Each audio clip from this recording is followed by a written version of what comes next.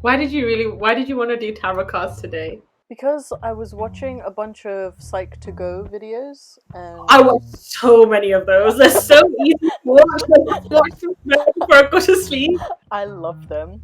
I was watching one on intuition, and they like said that people who are naturally intuitive, which I do think I am, are sort of drawn to like zodiac and tarot card readings and stuff like that. So it like put it in my head that maybe I should do it again, because the first time we did it, it got like fucked up because we Yeah, why invited. and you Yeah, we just know people commenting. no people commenting. I'm sure I'll get plenty of comments just being like, "This is bullshit." Yeah, it is. But you know what else? It's my channel. So bye. Okay, so your first card that represents you, which is your like current state of mind, and like your current energies. It is the Five of Wands. There you go. Five of Wands in reverse. Oh, it's in reverse as well. Yeah. So what it means is that there's a conflict and competitiveness among friends, family, or co-workers. Has a way of regressing us back to the way we were at school. Right. We follow along, eager to appease. We might feel dejected and broken. We're rarely our best selves. You have a chance to disconnect from bad vibes now. Either the worst is over in general, or it's an invitation to accept that it's over for you. Separating yourself from the drama and not playing the game is the best way to win. Literally, what were we talking about before? No, as I'm reading this, I'm like, Is it bullshit? Is this just gin magic? no, because my sister did one for me while I was at home a few weeks ago, and I was just like, she was reading it and smiling. She's like, yes, I know this is you. And then I'm hearing this, I'm like,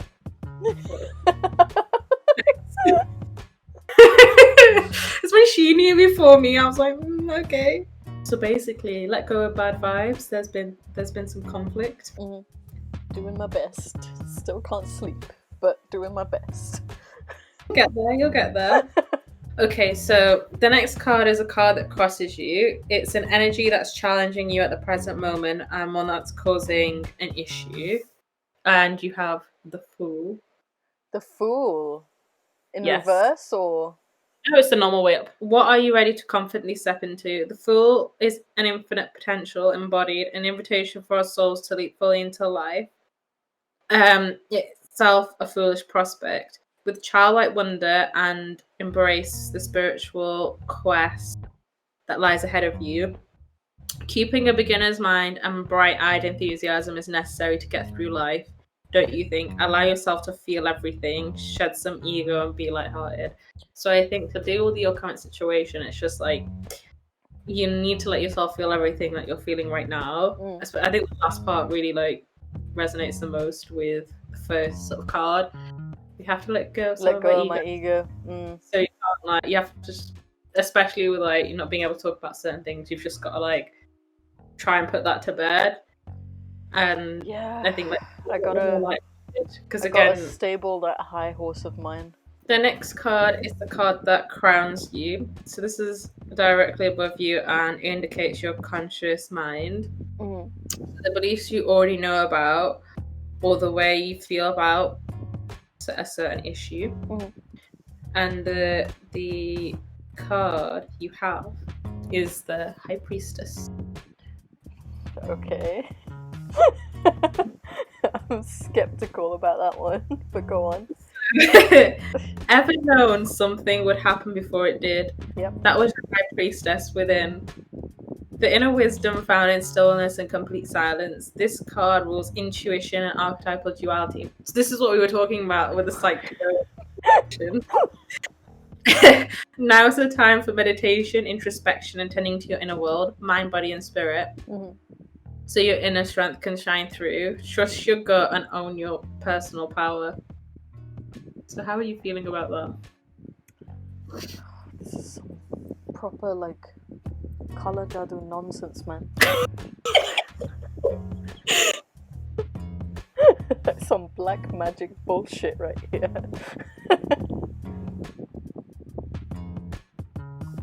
I mean, I'm buying all of it so far, but go on. Okay. So the next card is a card that's beneath you. So this is your subconscious mind. So it's you don't necessarily know, but you need to be addressed so you can fully understand your situation. Right.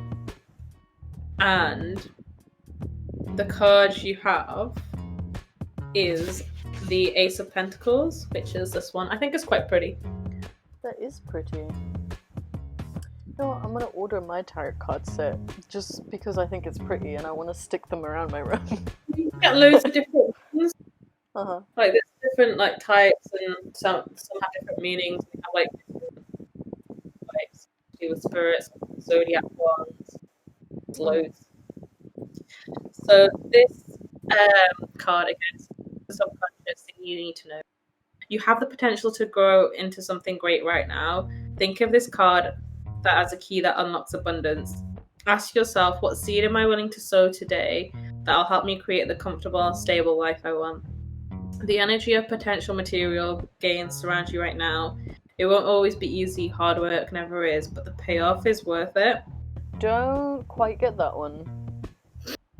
So it's kind of like bearing in mind the situation you've had and you had to let go of certain things. Maybe this is a time for you to start something new. It's unlocked a new sort of thinking, a new way, or a new approach to whatever you're doing. Right.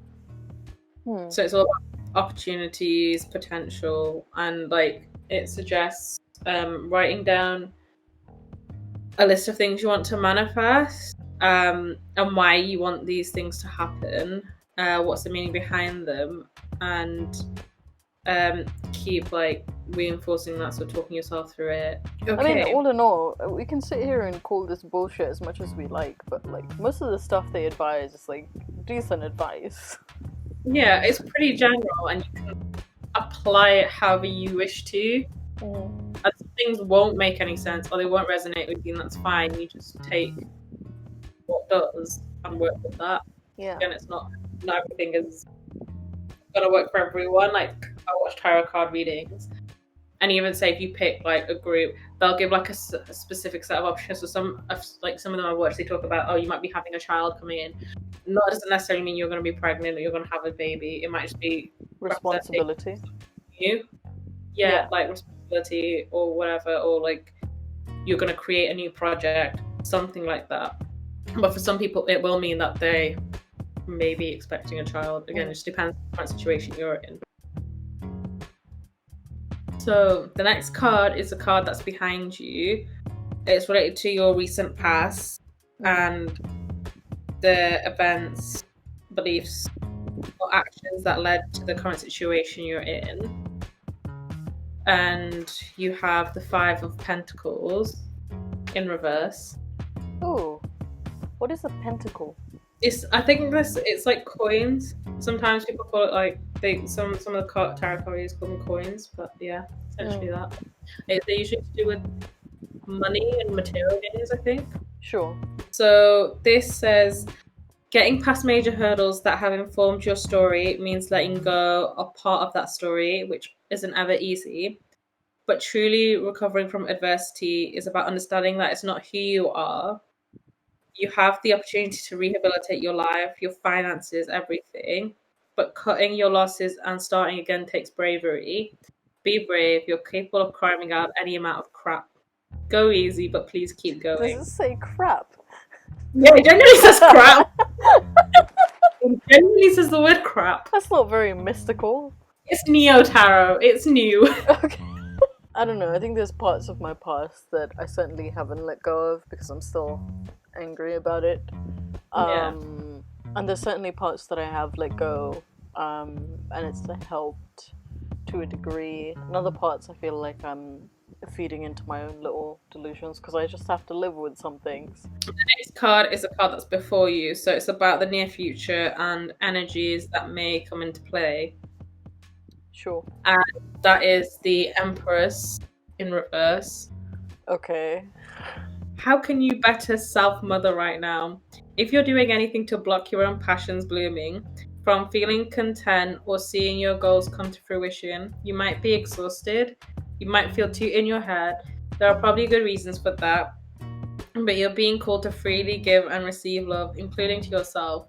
You might not see or feel abundance and love surrounding you right now, but know that you have the power to create it. Solid advice. Yeah, It's pretty general though. I feel like that could apply to almost anyone. like, be nice to yourself. I mean, the self-care tip for this one is like painting your own nails is self-care, cliche reason, because it's a free and easy way to slow down and enjoy a simple feminine pleasure. Maybe Do you think that they would ever have something like shave your head or tattoo yourself on there though? they could potentially have tattoo, but I don't see shave your head being on there. Do you want me to describe how it felt? Like the first time, because the first time I got shaved, it was just like the back. When did you do the first time you ever shaved your head? Okay, this is a whole other video we need to do where I go through all of my hair stuff. But the first time I got my head shaved, it was one of my students who did it. So I was working in a college, and they needed like someone to volunteer for this head shave thing, and so I said I would do it because they desperately needed a volunteer and they couldn't find anybody because obviously they couldn't. It's a very drastic change to have like half of your head shaved. So I said I would do it, and they sat me down, and I have a picture of it on my Instagram when I first got it done. It was like a proper like barber's fade, and then I just kept shaving it by myself. And what it felt like, what it feels like now whenever I shave my head is almost like a renewal ritual where I'm like cleaning the slate. It feels really nice. It's like, you know, when you can't have a shower for X amount of reason for a number of days, and then you take a shower and you feel clean. Yeah. Like, that's how it feels when I shave my head. It's just such a nice feeling of, like, it's almost like a visualization of, like, erasing my problems. I get that. Yeah. Like, in terms of, like, when I cut my hair, I've only, like, I tend to grow out my hair. When I grow out my hair, it tends to be me not looking after it, because I've always maintained short hair and I've always had it cut. But, like, the few times, like the one time my mental health got really, really bad, it did just grow out. Like, I wouldn't even brush it. I'd bet, like, I hadn't combed it in like a week. And then, like, I finally, like, got my mum to cut it for me, and it felt like I cut away all of, like, the bad time. I think the reason why I relate it to renewal though is because, you know, at Hajj time men have to shave their head. Yeah, I think that's why I kind of visualize that as a symbol, isn't it? So it's like getting rid of any sort of, and it's all because your hair is on your head. It's to do with like your mind and stuff. It's like that's it, gone. Oh, it feels so good, Saff. I know that a lot of people, like a lot of women especially, will never shave their hair, but I think for posterity, at least like wear a bald cap. It's so like. You feel like you took something off of your head that's been there since the day you were born. You know what? Ever since shaving like this part, like the sides, I've noticed how contoured my head is. Like I can see every line in my head, and I'm kind of down with it. Your jaw and your cheekbones are quite chiseled anyway. You have a very strong jaw. Yeah, I have a very masculine face shape. I love it. It's not a bad thing at all. But also like what I've learned, because I was watching these I don't know if you're done with the tarot card reading, by the way. If you're not, we can continue. But finish this. Let me finish your story. Then okay, all right. So I was watching these YouTube videos. I went down like a hole because it started with like blackfishing, and then it went down to like these white people who like changed their eye shape to look more Korean. Okay. It's horrifying because they look like they're wearing a mask, like a face. Like they look like they're wearing a face because they don't have the bone structure that Asian people have. So like, if you look at my face from the side, like you can see that a lot of my features are a lot more flat, like here to here, are a lot more flat. Whereas with Caucasian people, they have like slightly more pronounced brow bones and cheekbones. So when your face is flat like this, you can like fill in the eyelid space and give yourself like no eyelid. But when you have like hollows in your face like that, it doesn't matter how much fat you pump into your eyelids, it's never gonna mimic the same Yeah, shape. And also, Caucasian people's eyes aren't the same shape. Like, quite um, rounded. they're much rounder. Whereas with Asian people's eyes, it's a lot more like that, where it So like starts down and then it curves up, yeah. or like almost on a diagonal. Whereas like Caucasian people have more straight eyes if you meet up the corners. I can't remember what the point of that story was, but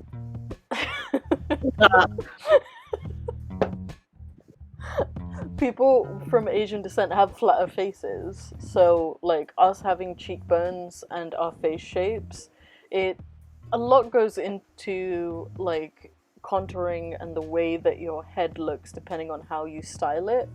Yeah. But ultimately, if you're happy, like who cares? Yeah. Ultimately, who cares? Like Like, I noticed because I got so used to have it like when my hair was like longer, mm, my face was almost hidden a lot more. So now that it's cut, like my features are a lot more defined. When I've looked in the mirror, like I can see like the outlines on my face a lot more. the thing is, when I have long hair, I just bun it.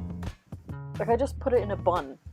Yeah, well, that's what I would like. I'd have like half of it up majority of the time, Mm, and then like, one second day I just tie it up, and I'm mm. like, oh, I have a much better time like styling and doing things with my hair when it's short.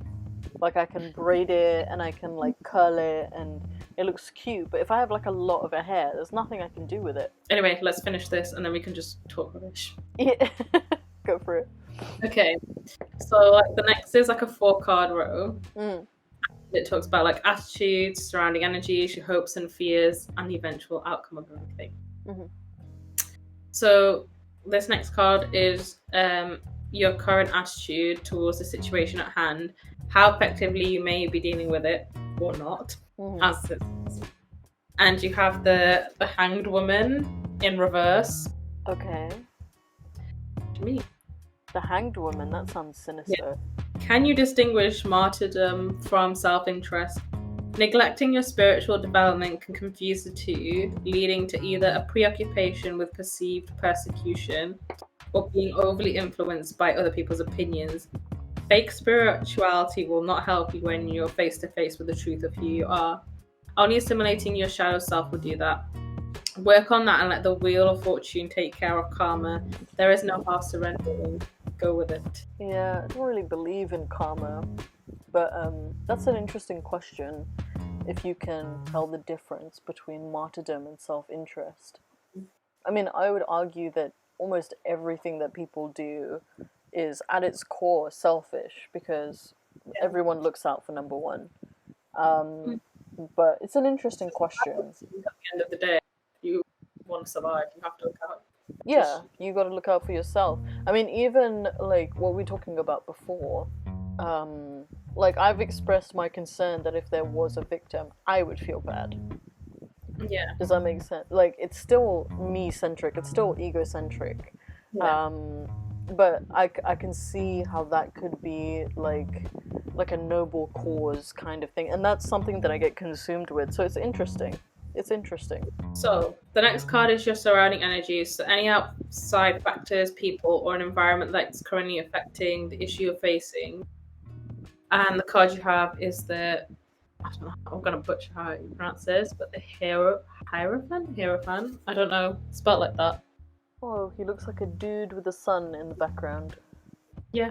Okay. So this signifies a collective energy of teaching and learning through doctrine, through traditions old and new, and through conformity, the prevailing norms. This card can signify a desire to follow the path and its associated rites of passage that people expect of you. To find trustworthy teachers and pursue knowledge that could confirm or outshift your current beliefs in a transformative way. If you're called to teach what you know, do it with your best intention to serve. So, like, that's the energy that's surrounding you. So, I don't know. I think I've always had this need or desire to learn more, and like teaching is definitely there as well. I I don't really know. I didn't think that was my general aura, is teaching and learning. This is not you. This is people or the environment that you're in. So I'm in an environment of teaching and learning. Yeah. I don't think I'm particularly that either. I don't know, what do you think? Well, I don't think you are a person to follow the path of what people expect of you. Oh, And demonstrably not. I think part maybe is to find trustworthy teachers or trustworthy people around you that and the knowledge that you're consuming. And then it's like in sort of the message you want to give out or teach other people, you've got to do it with your best intentions. So maybe, I don't know, it's like reminding you of goals or like why you do certain things. It doesn't make sense with your personality. That would be the only one that I would say doesn't really fit, because I'm not a very traditional person. Yeah, and I don't know whether it's because it's to do with other people. Maybe it's them wanting you to conform to tradition, to stay in like the traditional path of what things have been. Then you've kind of just got to find what works best. This is the big boy one. Okay. Are you ready to talk about your hopes and fears? Yeah, let's do hopes and fears. So this is the world in reverse. Okay. Oh, that signifies 2020. The world is upside down. But this is actually quite a nice card, to be fair. You'll achieve incredible things. Greatness is yours. Don't let it overwhelm you into retreating from spiritual evolution. Sorry, go on. No, I needed to take a pause. Make thoughtful decisions, but don't hesitate to step into the complete and absolute contentment that's your birthright. Change can be creepy, but you don't want to miss this train. Does it say creepy? Yeah, it genuinely says creepy. Don't avoid or deny the significance of the present moment. Your doubt is unfounded. Ambiguity is intellectually stimulating. Ambiguity is an intellectually stimulating drop-in spot, but you don't need to live there. Okay, I relate to the last line. The change is creepy thing, I think, is one of the few things that I would disagree with. Yeah. Because I think we've had... Why do you use the word creepy? I don't understand that. Also that they use the word crap, which I've never seen anything like astrological or like mystic use like slang. Yeah. So that's funny. But what I was going to say is that change is one of the few things that I expect. Like I'm never surprised by change. It's when things are steady, that's when I'm surprised. And I'm sure that says more about me than anything else. Yeah. Well, you can step into contentment, that is your birthright, so maybe you just need to. Yeah, I mean, it's a slow progress. I was expressing to Saff before this that I had finally bought myself some cutlery instead of just having the one spoon, one fork, and one knife. So it's a slow uphill battle with me being content with where I am. But there was a quote, because I rewatched Berserk, and there was a quote from it that really resonated with me, which is not that surprising because I love Berserk. But the quote had basically said,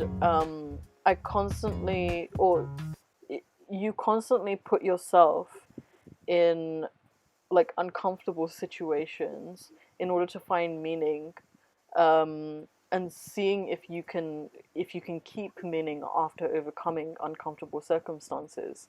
And I think that is me. Like, I constantly put myself in an uncomfortable place just to see if I can handle it. And I don't think it's the most healthy way to live. No, I would say no. It is something that I, on some weird sadistic level, do enjoy. Because it feels like even when I play video games, like I don't like relaxing video games. I like, the more stressful it is, the better for me. Because sorry? What? We are the opposite. When I don't really know if this counts as video games, but when I play my DS, I like to play fun games. I play Cooking Mama. I play Style Boutique. See, I can't play that. I love Cooking Mama so I much. get very bored. I mean, Cooking Mama is fun if I'm gardening Mama as well. Sorry? There is a gardening Mama as well. See, like, that's why I imagine you would play. But, like, for me, if a game isn't a challenge that I can overcome, it's not rewarding. It's not rewarding for me. Because I like that feeling of, like, yes, I got over it. Now I can put this down. Whereas if it's just, like, Cooking Mama, it's like, yeah, you just put some... That's why I say you have the Tinkerbell game. There is a story there. You have to save all the seasons. It's actually really fun. It's so good too. Oh, like, I've got to points where I played that all in one sitting. I've stayed up. Oh, I love intense shit. I mean, it's no surprise that, like, one of the best games that I've ever played is Dark Souls, and that's inspired by Berserk. So it's no surprise. Yeah. I enjoy the struggle and then overcoming the struggle. And it's like a sense of achievement. It's a sense of achievement. I wonder why though. Why am I messed up? Why can't I just play Cooking Mama like Saff? Right, the last card. So this is offers a glimpse of where your current path is going to take you. Mm-hmm. You continue to walk down it. Again, you can change this. This is just a potential outcome. And that's the Queen of Cups in reverse. Okay. Just because we're emotional beings, it doesn't mean we always express our feelings in the best way. Sometimes we struggle to express them at all, preferring isolation. Other times we take on other people's negative energy as if it were our own, and it drains us. We might even use our intuitive skills to manipulate. Check in with yourself and see what might be emotionally blocked. Then, without judgment, work on freeing it up. This is some black magic shit. Also, certain people are going to think we did this on purpose. I shuffled them. You can't. As if I had time to read through this entire book and read the right way up, one way up. I can just hear it already. I mean, I do both of those things where I retreat into isolation, but I also take on people's negative energy. Like, I take on, like, I superimpose their guilt onto me. Yeah. Especially when it comes to guilt. Even if they're not feeling any at all. Yeah. It's an interesting game. I should just get my own pack and just do it for myself whenever I feel like. Yeah, a themed one. Because they have, like, different types. They're quite fun. You have themed ones? Yeah, so, I remember there was, like, a yoga-themed one. There are, like, mystical-y ones. There's animal spirit ones. Ooh. Yeah, and there's, like, Phases of the Moon ones as well.